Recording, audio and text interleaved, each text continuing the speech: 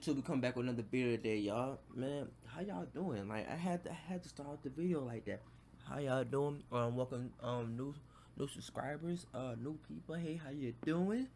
Man, my ass tired. I'm not even gonna lie. Like, shit, bro, it's been a day. It's been a day. Like, my car been messing up like for like 2 days. We do not care. So I gotta go get me a new battery and shit. But I know y'all ain't even worried about that. I know, like, y'all niggas like, what the fuck, nigga, we came here for the video, nigga, fuck you too. Come on. But it's all love to be like this. But, let me go ahead and jump into this video so y'all can see what we watching. Well, y'all already know we watching by the title, but, it says the SpongeBob episode that traumatized me. I'm not gonna lie. If your ass was not traumatized by one SpongeBob episode, your ass was not living, bruh. One SpongeBob, y'all know the one with the little the blue jellyfish that was following SpongeBob? That shit fucked me up. I'm not gonna lie. That, like, I don't know what it was about the episode, but that shit was weird as hell for me as a kid growing up. And then Mr. Krabs had him somewhere in a warehouse. Fuck, bro. Hey, just gonna jump into the video, y'all. Now, SpongeBob, and it's time you started acting like one. Yeah!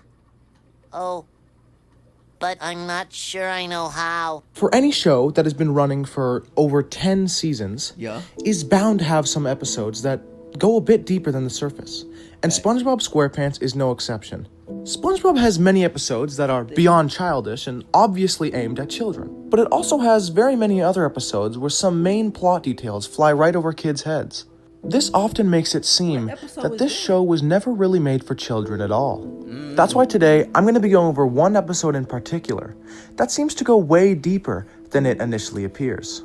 In Season 7, Episode 7, titled Squidward and Clarinet Land, it doesn't actually follow SpongeBob as much as most episodes do, but instead, you are shown life from Squidward's perspective. Okay. Right off the bat, the episode immediately starts off with something completely out of the ordinary. I remember this episode. Squidward in a good mood. If you've ever watched an episode of SpongeBob, you would know Squidward is always bothered by something. But this episode is different. You are led to believe that nothing can put him in a bad mood, until a stinky little baby does this. Oh, yeah, no way. I can't take this anymore! Ain't no way. So, Mr. Krabs, being the fantastic, completely fair boss that he is, attempts to resolve something like this from ever happening again by giving Squidward his old Navy locker, but says he's gonna have to share it with SpongeBob. And this is where things start to get a bit strange. First of all, there was a literal dead body inside of the locker when they first opened it. Bro, we all know that nigga, Mr. Krabs moving that shit back in the day. He was on his shit back in the day. We not surprised about this. If you a real SpongeBob watcher like myself, you know what Mr. Krabs had going on back in the day. Implying Mr. Krabs was a murderer. She not a lesbian for peace, she turned lesbian. Push P. But him. I think I'm just gonna ignore that for the sake of my baby viewers. But after Squidward puts his clarinet in the alleged safe spot in the locker, SpongeBob begins some small additions. These small additions consist of laying down some velvet interior, creating an elaborate filing cabinet maze inside, and manufacturing an entire new clarinet world. But we'll get back to that in a sec. Firstly, I'm going to talk about this filing cabinet abomination. Why would SpongeBob even ever need thousands of drawers if the only two things he needs to store are Squidward's clarinet and his own absolutely foul toothbrush? Unless his only goal was to torment Squidward. SpongeBob moves Squidward's clarinet without his knowledge. Then he chooses to show...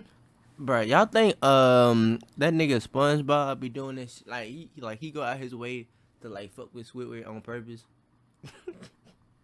I ain't gonna lie, that shit be funny as hell if he did that shit. Like, y'all think he like literally go out his way to fuck with this nigga? Like, his single goal is to wake up in the morning and fuck with that nigga Squidward. That shit would be hilarious. I ain't gonna count.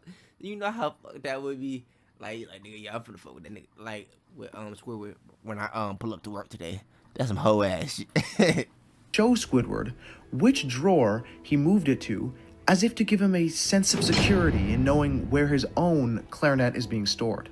only to, moments later, move the clarinet once again.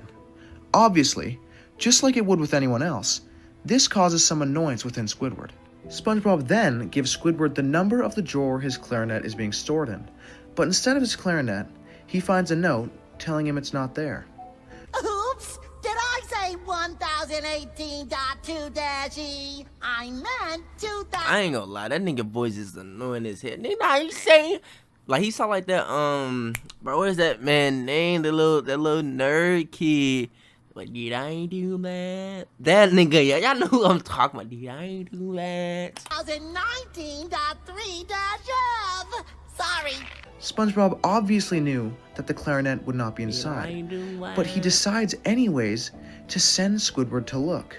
The one and only thing Squidward wants is to know his clarinet is safe so he can get back to work.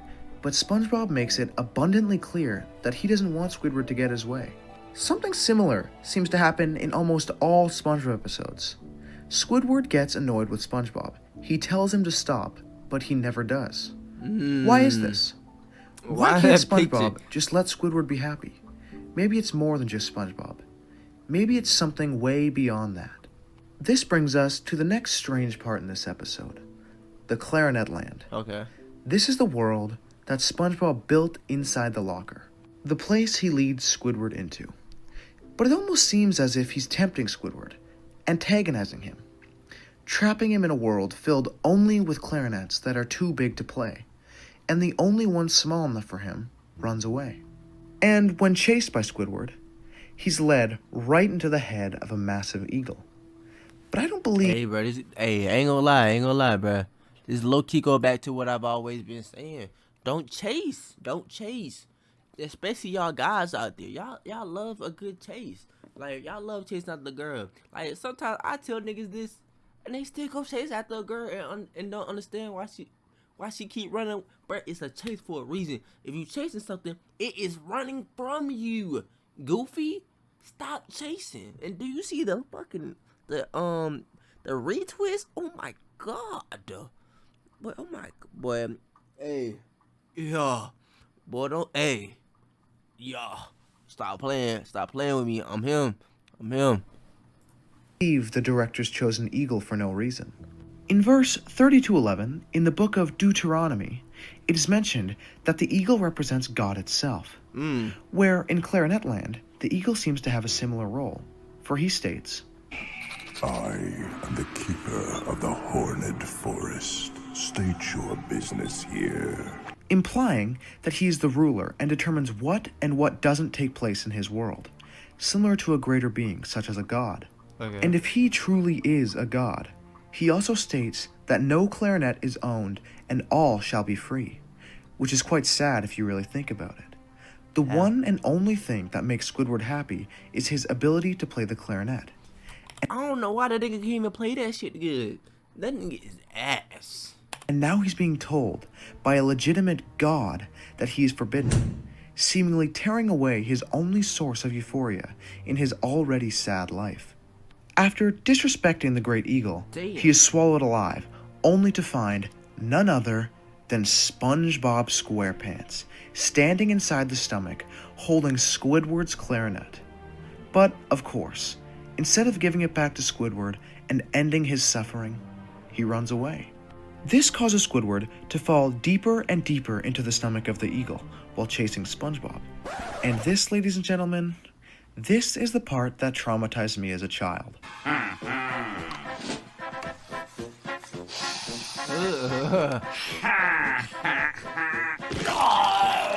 Oh, what the? Nigga, I don't remember this. That nigga just deep-throated that. Do y'all see this? Oh my god.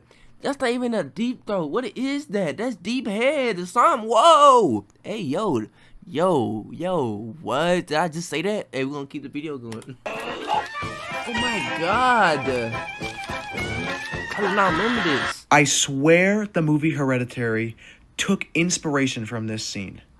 Look at this scene in Hereditary. And now look at this scene from SpongeBob. They are the same. But to be honest, I think SpongeBob did it better. But seriously, Squidward looking into a mirror and seeing an identical version of himself, acting in a completely different manner, is truly haunting. Mirrors are often said to reflect the truth. And if this is correct, then what Squidward is seeing is the true representation of himself, a monster. A monster that is too arrogant and egotistical that he's unable to ever admit that his clarinet playing is god-awful. But he's blind to it. The fear of him seeing... That's deep. That's deep. Like, I feel like some people, mirrors are blinding. You feel me? Like some people don't even look in the mirror. Like like niggas don't hold themselves accountable. So like, just like Squidward, they too narcissistic and too egotistical to really change themselves. So they think they not the problem, but the whole time they is the problem. I think I'm spitting. himself cram an entire clarinet down his throat and play terrible music causes him to panic and run away from the truth once again, commencing another chase to retrieve his clarinet. This whole experience seems to resemble some sort of acid trip, where nothing looks to make sense and everything appears to defy any and all factors of reality, ending with Squidward floating through space, finally catching SpongeBob. But it's all interrupted when Squidward wakes up.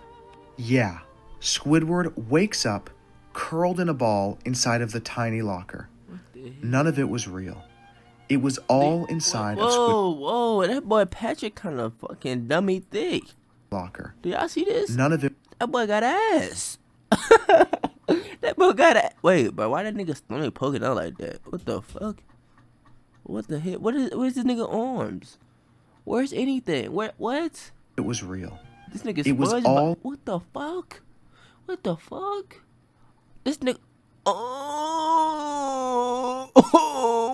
the fuck? inside of Squidward's head.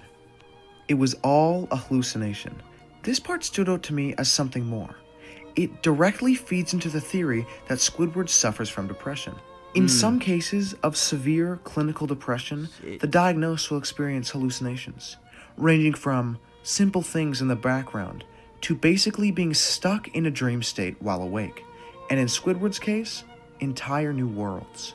To even further prove the depression theory, there is an episode from season 3 where Squidward is seen mourning at a grave which reads, "Rip Squidward's hopes and dreams." Damn. Meaning he's already accepted the disappointment that his life has become. And this episode came out 4 seasons before Squidward and Clarinet Land, meaning Squidward's depression isn't a new thing. And as much as I want Squidward to get better, there's little hope for him. He's a 43-year-old squid, making less than minimum... Wait, how the fuck you know this nigga age? This nigga Squidward is 43? I don't know how old I thought this nigga was, but not 43, nigga. 43? Shit. How old is SpongeBob? SpongeBob gotta be in his teens. There's no way. Teens, early 20s. Teens, late teens, maybe early 20s. wage as a cashier at Krusty Krab's. But once again, this is just a kid's show after all, so it's all just SpongeBob. theory. But do you really think it was all just a coincidence? If you made it this far into the video, I appreciate you. Thank you for watching, and come on already, like and subscribe. You know what? Since I'm a real nigga and I preach what I put out, I'm gonna like the video. You feel me? Yeah, make sure you like the video, y'all, and subscribe. Matter of fact, don't even subscribe. Don't even subscribe. If you just really want to, I'm not gonna tell you what to do. If you want to subscribe, subscribe. But like the video, I'm gonna tell you to like the video. But if you don't want to subscribe, you ain't got to. But how y'all feel about this video? I feel like SpongeBob. Let me make sure y'all really can see my face, my beautiful face. But I feel like SpongeBob. I don't think this nigga thinking this shit through. I think he just like, you know, he like a kid. Like he's mentally a kid, and kids don't know. Hey, when I do bad, it makes my parents look bad. Or when I do bad, it may make somebody feel some type of way. So I just feel like SpongeBob not really he looking at it as like a joke. You feel me? I don't think SpongeBob really just like on some bullshit. You feel me? But y'all let me know how y'all feel down in the comments. Make sure you like. That's all I'm gonna say. And thank y'all for watching. You made it this far. I appreciate you. Like, you really went out your way to watch this. Like, maybe like, I want to say 10, maybe 12, 11 minute video. And that's really all I gotta say. I appreciate y'all. We out. Ugh.